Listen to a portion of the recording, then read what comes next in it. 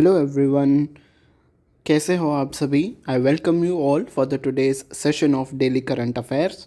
तो let me give you a brief introduction of our session. तो आज के दिन हम 23 ऑफ सितंबर 2025 के करंट अफेयर्स को डिस्कस करने वाले हैं। तो जो भी इंपॉर्टेंट करंट अफेयर्स होंगे 23 ऑफ सितंबर के, हम उन्हें कैटेगरी वाइज डिस्कस करते हुए चलेंगे। पहले इंपॉर्टेंट डेज एंड इवेंट्स के बारे में पढ़ेंगे, फिर उसके बाद नेशनल न्यूज़ होगा एंड उसके बाद स्पोर्ट्स न्यूज़ है। एट द एंड एक इंटरनेशनल न्यूज़ भी है जिसको हमें कवर करना है। तो हम कैटेगरी वाइज क्यों पढ़ रहे हैं? बिकॉज अगर आप कैटेगरी वाइज किसी चीज़ को या फिर किसी सब्जेक्ट को पढ़ते हो तो वो आपके दिमाग में लंबे समय तक रहती है, रिटेंशन उसका बेटर हो जाता है।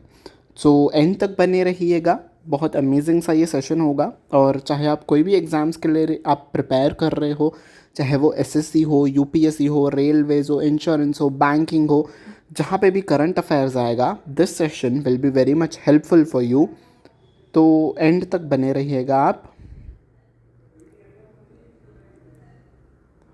पहला इम्पॉर्टेंट डेज की तरफ हम बढ़ते हैं। आज के दिन हम मना रहे हैं नेशनल आयुर्वेदा डे। और कौन से नंबर का ये दिन है? 10th। तो 10th एडिशन हम मना रहे हैं नेशनल आयुर्वेदा डे का। और इस बार की थीम क्या है? Ayurveda for people, Ayurveda for planet. ठीक है, थीम याद रख लेना आप लोग। और इसके रिगार्डिंग हम कुछ इम्पॉर्टेंट चीज़ भी पढ़ लेते हैं। तो इस बार की थीम क्या है हमने तो थीम देख ली, ठीक है।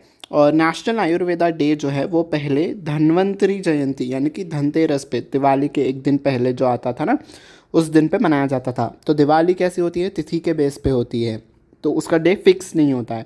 इसीलिए नेशनल आयुर्वेदा डे भी फिक्स नहीं होता था। तो इसको एक ग्लोबल रिकग्नाइजेशन मिले और लोगों के बीच में एक अवेयरनेस हो, इसलिए एक डे को फिक्स किया गया। और वो डे है, गवर्नमेंट ऑफ इंडिया ने सितंबर 23 को फिक्स कर दिया है इस साल से कि हम लोग नेशनल आयुर्वेदा डे हर साल अब सितंबर 23 को ही मनाएंगे। ठीक है, तो ये थी हिस्ट्री नेशनल आयुर्वेदा डे की।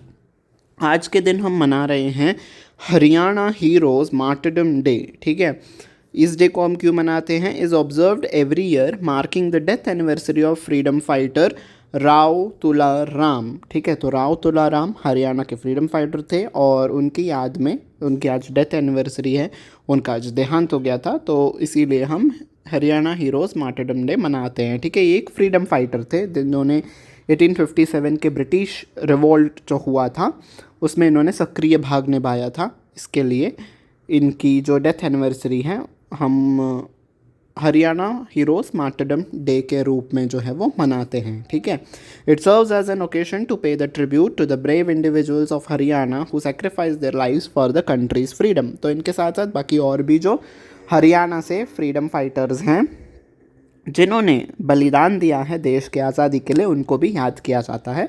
और उन्हीं के याद में, उन सभी फ्रीडम फाइटर्स की याद में इस डे को मनाया जाता है। नेक्स्ट, आज ही के दिन हम international day of sign languages भी मनाते हैं। ठीक है, तो जिनको समझ में नहीं आता, जिनको सुनने नहीं आता है, ठीक है, जो डेफ हैं, तो उनके लिए जो है साइंस के माध्यम से जो है, हाथ का जो साइन लैंग्वेज होती है उसके माध्यम से जो है चीज़ों को कन्वे किया जाता है। तो उसी के रिगार्डिंग अवेयरनेस बढ़ाने के लिए इस डे को भी जो है वो हम ऑब्ज़र्व करते हैं। ठीक है, तो यूनाइटेड नेशन ने डिक्लेयर किया था कि 23 ऑफ सितंबर को हम international day of sign languages मनाएंगे to raise awareness about the importance of sign language and protecting the rights of deaf people. Deaf people वो होते हैं जो अपने कानों से सुन नहीं सकते हैं। ठीक है, तो उन लोगों के लिए साइन लैंग्वेज कितनी इम्पॉर्टेंट है उसके बारे में अवेयरनेस लाने के लिए इस डे को मनाया जाता है। और इस बार की थीम क्या है? इस बार की थीम है no human rights without sign language rights. ठीक है, थीम इम्पॉर्टेंट है तो आप याद रख लेना, no human rights without sign language rights. ठीक है जी, अगले न्यूज़ की तरफ चलते हैं। तो आप इनको अगर पोस्टर से पहचान सकते हो तो ये राष्ट्र कवि जो हैं दिनकर जी हैं। ठीक है, तो आज ही के दिन जो है इनकी बर्थ एनिवर्सरी है। सितंबर 23 को हम जो हैं हर साल इनकी बर्थ एनिवर्सरी मनाते हैं। इनका पूरा नाम है रामधारी सिंह दिनकर जी। ठीक है, हिंदी जगत के, हिंदी लिटरेचर के जो हैं वो एक रिनाउंड पोएट हैं, एसेज भी लिखते थे, एसेइस्ट है और पैट्रियट भी थे। ठीक है, देश के लिए भी ये बहुत ही जो है पैट्रियटिज़म रखते थे। तो साहित्य अकादमी पुरस्कार भी मिला था इनको, ज्ञानपीठ पुरस्कार भी मिला था, और 1959 में जो है पद्म भूषण अवार्ड भी इनको मिला।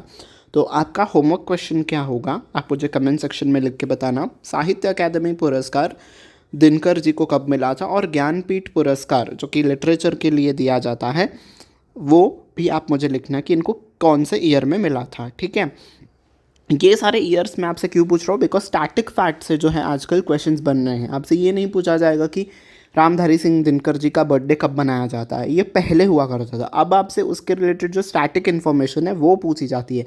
तो there are very high chances कि अगर आप किसी एग्ज़ाम को दे रहे हो जिसमें हिंदी भी पूछा जाता है, हिंदी लिटरेचर के बारे में भी पूछा जाता है, या फिर एसएससी यूपीएससी में Hindi literature art and culture में आपसे ये क्वेश्चन पूछा जा सकता है। ठीक है, तो जब आप खुद से चीज़ों को सर्च करोगे, यहाँ पे मैं इन्फॉर्मेशन इंक्लूड कर सकता था, पर जब आप खुद से इन्फॉर्मेशन को सर्च करोगे, इंटरनेट पे सर्च करोगे, तो आपके दिमाग में लंबे समय तक रहेगा। ठीक है, ये एक रिटेंशन टेक्निक है। ठीक है, तो जब आप चीज़ों को खुद से सर्च करते हो तो आपको एग्ज़ाम टाइम में ऐसे फ्लैश होता है कि ओके मैंने ऐसे इंटरनेट खोला था और सर्च किया था, फिर कमेंट लिखा था, तो आपको वो चीज़ें फ्लैश होगी। तो इस लिहाज से मैं आपको कुछ कुछ होमवर्क क्वेश्चन भी देते चलूँगा इस सेशन में, जो कि आप मुझे कमेंट सेक्शन में लिख के बताना। ठीक है, एक मैंने लिख दिया है, 1959 में इनको पद्म भूषण मिला था, बाकी के 2 आप लिखेंगे। ठीक है, उनकी रचनाएं राष्ट्रभक्ति, ओज और चेतना का अमर संदेश देती है। तो राष्ट्रभक्ति, चेतना, इन सारे टॉपिक्स के ऊपर जो है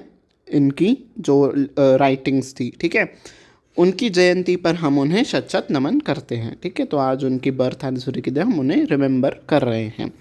नेक्स्ट न्यूज़ आ रही है उत्तर प्रदेश से। तो स्टेट पीसीएस वाले एग्जामिनेशंस के लिए भी इम्पॉर्टेंट है। बाकी ये जो है सेशन सभी एग्ज़ाम्स के लिए इम्पॉर्टेंट है, इंक्लूडिंग स्टेट पीसीएस एग्ज़ाम। ठीक है, हम नेशनल अवार्ड्स के बारे में भी हम आज डिस्कस करेंगे। 71st नेशनल अवार्ड्स, तो उसमें हर एक लैंग्वेज के बारे में जो है उस लैंग्वेज से एक एक फिल्म को जो है अवार्ड मिला है, तो वो स्टेट पीसीएस वालों के लिए बहुत ज़्यादा इंपॉर्टेंट होगा। तो ये सेशन सभी के लिए है। ठीक है, ऐसा नहीं है कि सिर्फ नेशनल लेवल के जो करंट अफेयर्स होंगे उसी के लिए सेशन होगा। तो एंड तक आप ज़रूर से बने रहिएगा। यूपी गवर्नमेंट ने बैन किया है कास्ट बेस्ड रैलीज़ को, पब्लिक डिस्प्लेस को और कास्ट मार्किंग्स। तो जहाँ पे भी कास्ट के बेसिस के ऊपर रैलीज़ होंगी, अगर उत्तर प्रदेश में पब्लिक डिस्प्ले किया जाएगा कास्ट को लेकर, और कास्ट मार्किंग्स चिन्ह लगाए जाएंगे अगर किसी कास्ट को लेके, चाहे वो कोई भी कास्ट हो, तो वो चीज़ अब नहीं हो पाएगी उत्तर प्रदेश में। ऐसा यूपी गवर्नमेंट ने जो है ये एक जो है रूल्स एंड रेगुलेशंस जारी कर दिए गए हैं। ठीक है, directives were issued by chief secretary Deepak Kumar to all district authorities. तो उत्तर प्रदेश के चीफ सेक्रेटरी कौन है, और एक स्टैटिक इन्फॉर्मेशन आप नोट करके रखिएगा, दीपक कुमार जी। तो जो भी स्टेट पीसीएस वाले एस्पिरेंट्स हैं उत्तर प्रदेश के, this can be the question for you कि उत्तर प्रदेश के जो हैं चीफ सेक्रेटरी कौन है, Deepak Kumar is the answer. ठीक है, नेक्स्ट, आयुष्मान भारत प्रधानमंत्री जन आरोग्य योजना के आज 7 साल कंप्लीट हो चुके हैं। ठीक है, आज ही के दिन 2018 में रांची से इस स्कीम को जो है वो लॉन्च किया गया था। ठीक है, और ये world's largest government funded health assurance scheme है। ठीक है, आपसे कोई नहीं पूछेगा कि आयुष्मान भारत को कौन से डे पे लॉन्च किया गया था। स्टैटिक इन्फॉर्मेशन से क्वेश्चन पूछा जाएगा कि किस ईयर में किया गया था, तो आंसर विल बी 2018। किस जगह से, किस शहर से लॉन्च किया गया था, तो आंसर होगा रांची से। ठीक है, और ये कौन सी तरह की स्कीम है, हेल्थ एश्योरेंस स्कीम है और फुल्ली गवर्नमेंट फंडेड है। ठीक है, तो बस आज 7 साल कंप्लीट हो चुके हैं, और आयुष्मान भारत जो है has directly benefited million access across India, significantly improving access, affordability and equity in the health care। तो हेल्थ केयर में सबको अच्छे से जो है फैसिलिटीज़ मिल पाएँ, उस लिहाज से इस एश्योरेंस, हेल्थ एश्योरेंस स्कीम को जो है वो लाया गया था by Modi government, that is BJP. ठीक है, 74th national film awards for the year कौन सा, 2023 के लिए अनाउंस किए गए हैं, और आज ही के दिन शाम को विज्ञान भवन दिल्ली में प्रेसिडेंट द्रौपदी मुर्मू जो हैं ये अवार्ड्स कॉन्फर करेंगी। ठीक है, सभी लोगों को हिंदी फिल्म तो याद रखनी है। ठीक है, बिकॉज वो नेशनल लेवल हो जाता है हिंदी के रिगार्डिंग। बाकी जो अलग अलग लैंग्वेजेस के लिए मिली हैं अवार्ड्स, जैसे मराठी के लिए मिला है, आसमीज़ के लिए मिला है, ओडिया के लिए मिला है, कन्नड़ा के लिए मिला है, तो उस स्टेट से जो भी पर्टिकुलर एस्पिरेंट्स हैं वो उतना ही याद रखेंगे, ठीक है। सभी लोगों को याद रखने की ज़रूरत नहीं है, बिकॉज ऐसा चांसेस बहुत ज़्यादा है कि आपको स्टेट पीसीएस एग्ज़ाम्स में वो क्वेश्चन दिख जाए। नेशनल लेवल के एग्ज़ाम में किसी एक पर्टिकुलर स्टेट के लिए क्वेश्चन आना बहुत ही रेयर है, ठीक है। ऐसा नहीं पूछा जाएगा आपसे, नेशनल लेवल की न्यूज़ ही पूछे जाएंगे, ठीक है। तो बेस्ट हिंदी फिल्म के लिए किन्हें अवार्ड मिला है? कथल करके एक फ़िल्म है, कथल अ जैकफ्रूट मिस्ट्री, ठीक है। तो ये पूरा फिल्म का नाम है कथल अ जैकफ्रूट मिस्ट्री, और इसके डायरेक्टर का भी आपको नाम याद रखना पड़ेगा। यशोवर्धन मिश्रा जी इस फिल्म के जो हैं वो डायरेक्टर हैं, ठीक है। नेक्स्ट, ये तो हमने देख लिया 71st नेशनल फिल्म अवार्ड्स थे 2023 के लिए दिए जा रहे हैं। रानी मुखर्जी को ऑनर किया गया है बेस्ट एक्ट्रेस अवार्ड से, और for her powerful heart wrenching performance किस फिल्म के लिए? मिस्टर चैटर्जी वर्सेस नॉर्वे, ठीक है। तो इस फिल्म के लिए रानी मुखर्जी को बेस्ट एक्ट्रेस का अवार्ड मिला है। विक्रांत मैसी जी को 12th फेल के लिए बेस्ट एक्टर का अवार्ड मिला है, और ये जो अवार्ड है ये शाहरुख खान के साथ शेयर कर रहे हैं, यानी कि बेस्ट एक्टर का अवार्ड विक्रांत मैसी और शाहरुख खान दोनों को मिला है। विक्रांत मैसी को उनकी फिल्म 12th फेल के लिए मिला है, और शाहरुख खान को उनकी फिल्म जवान के लिए मिला है, ठीक है। तो ये इन्फॉर्मेशन सभी याद रखेंगे। अब जो है वो रीजनल न्यूज़ आ गई है, ठीक है। तो ये रीजनल न्यूज़ अगर आप पर्टिकुलर उस स्टेट से बिलोंग करते हैं तो आप याद रखेंगे, ठीक है। तो बेस्ट गुजराती फिल्म वंश को जो है वो अवार्ड मिला है, और वंश फिल्म के डायरेक्टर कौन है? कृष्णदेव याग्निक जी, ठीक है। बेस्ट एसमीज फिल्म कौन सी है? रोंगतापू 1982 ये फिल्म का नाम है, और इस फिल्म के डायरेक्टर हैं आदित्यम साइकिया, ठीक है। तो ये आप याद रखेंगे। बेस्ट बंगाली फिल्म किसे मिला है? डीप फ्रिज को मिला है, और इस फिल्म की डायरेक्टर है अर्जुन दत्ता। बेस्ट मराठी फिल्म समयची आदि ये फिल्म का नाम है, और इसके डायरेक्टर हैं सुजय सुनील दहाके, ठीक है। नेक्स्ट, बेस्ट मलयालम फिल्म का अवार्ड मिला है उलोजुकू अंडर करंट ये फिल्म का नाम है, और इसके डायरेक्टर हैं क्रिस्टो टॉमी जी, ठीक है। बेस्ट तेलुगु फिल्म है भगवत केसरी आई डोंट केयर, और इस फिल्म के जो हैं वो डायरेक्टर अनिल रविपुड़ी जी हैं। बेस्ट पंजाबी फिल्म गुडे गुडे छा, ठीक है। ये बेस्ट पंजाबी फिल्म का नाम है, और इसे विजय कुमार अरोरा जी ने डायरेक्ट किया है। Best Garo film, Garo is also a language, ठीक है। तो इस लैंग्वेज के लिए बेस्ट फिल्म किसे मिला है? रिमडो गिटांगा, और इस फिल्म के डायरेक्टर हैं डोमिनिक मेगम संगमा, ठीक है। तो ये आप स्टेट पीसीएस वाले एस्पिरेंट्स के लिए दिस इज़ वेरी इंपॉर्टेंट, तो आप कहीं पे नोट करके रख सकते हो, ठीक है। बेस्ट थाई फाके भी एक लैंग्वेज है, और इस लैंग्वेज की जो फिल्म को जिसे अवार्ड मिला है वो है पाई तांग स्टेप ऑफ होप, और इसके डायरेक्टर हैं प्रबल खाहुन जी। बेस्ट तमिल फिल्म है पार्किंग, और इसके डायरेक्टर हैं राम कुमार बालाकृष्णन, ठीक है। बेस्ट ओडिया फिल्म है पुष्करा, और इसके डायरेक्टर हैं शुभ्रांशु दास। बेस्ट कन्नड़ा फिल्म है कानाडेलू द रे ऑफ होप, और इसके डायरेक्टर हैं के यशोधा प्रकाश जी, ठीक है। तो ये था 71st नेशनल फिल्म अवार्ड्स का पूरा सम अप, ठीक है। इतना याद रखोगे that is very much sufficient. और सिंगर्स की अगर कैटेगरी में बात करें तो मैंने पढ़ी थी न्यूज़, शिल्पा राव जी को जो है जवान फिल्म के गानों के लिए बेस्ट सिंगर का भी अवार्ड मिला गया है, तो ये भी आप याद रखिएगा, ठीक है। नेक्स्ट स्पोर्ट्स न्यूज़ की तरफ अब हम बढ़ते हैं। हिमांशी टोकास जो कि 20 ईयर ओल्ड जूडो प्लेयर हैं, साउथ दिल्ली से ये बिलोंग करती हैं, और इन्होंने हिस्ट्री बनाई है, इतिहास रचा है by becoming the first Indian, तो ये पहली इंडियन बनी है to secure the top world ranking in the junior women's 63 kg। तो 63 kg में जूनियर वुमेंस जूडो के कैटेगरी में पहली ये इंडियन बनी है, ना कि पहली महिला तो हैं ही, बट पहली इंडियन भी बनी है जो कि इस रैंकिंग में पहला स्थान इन्होंने हासिल किया है, ठीक है। हांगकांग चाइना ने अनाउंस किया है कि veteran Indian cricketer Dinesh Karthik जो हैं वो कैप्टन रहेंगे टीम इंडिया के for the upcoming prestigious Hong Kong sixes 2025। तो ये एक टूर्नामेंट होने वाला है हांगकांग सिक्सेस 2025 क्रिकेट के रिलेटेड, और इसमें टीम इंडिया के जो कैप्टन होंगे वो दिनेश कार्तिक रहेंगे, और ये जो मैचेस होंगी नवंबर 7 से नवंबर 7 से ये शुरू होंगी, ठीक है, इसी साल। 2 डेट्स आर यहाँ पे मिस हो चुकी हैं, बट आप टूर्नामेंट याद रखिएगा, ठीक है।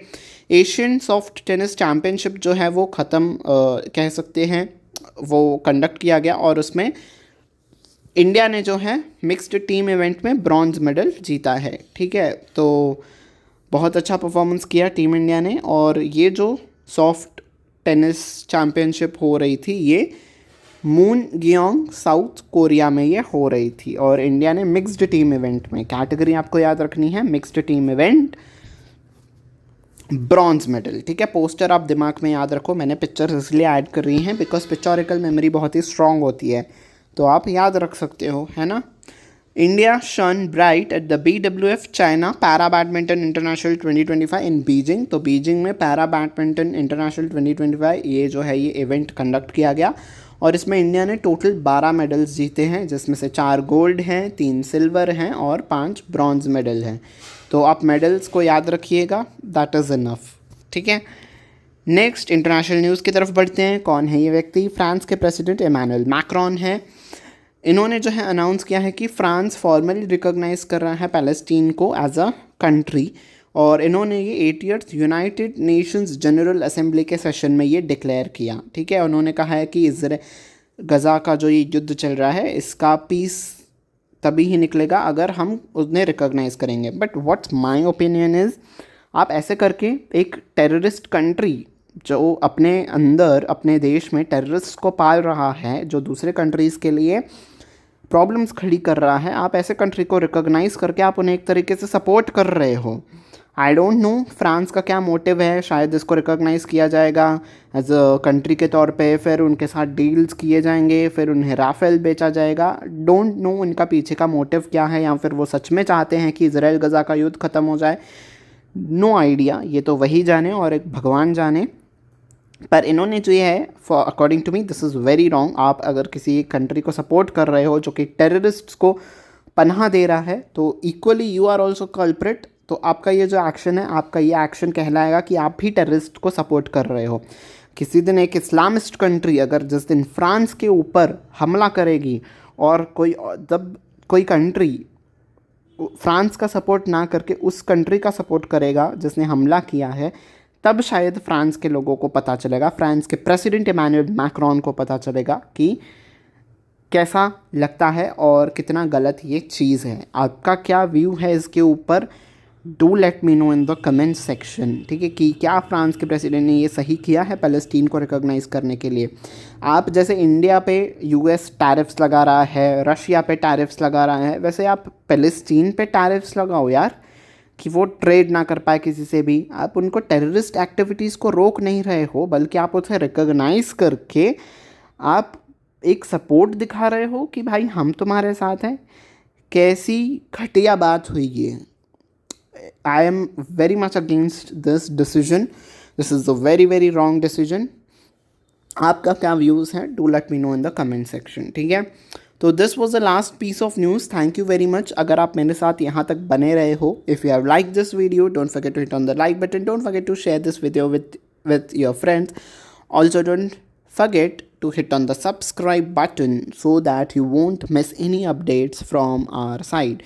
हम हर रोज़ एक सेशन कंडक्ट करने का ट्राई करते हैं और अगर फुल लेंथ सेशन ना होता है तो हम शॉर्ट्स के फॉर्मेट में उस डे का करंट अफेयर्स जो है वो अपलोड करते हैं। तो don't forget to check out our shorts section as well. So that was it for the today. Until we meet next time, take very good care of yourselves. Bye bye everyone.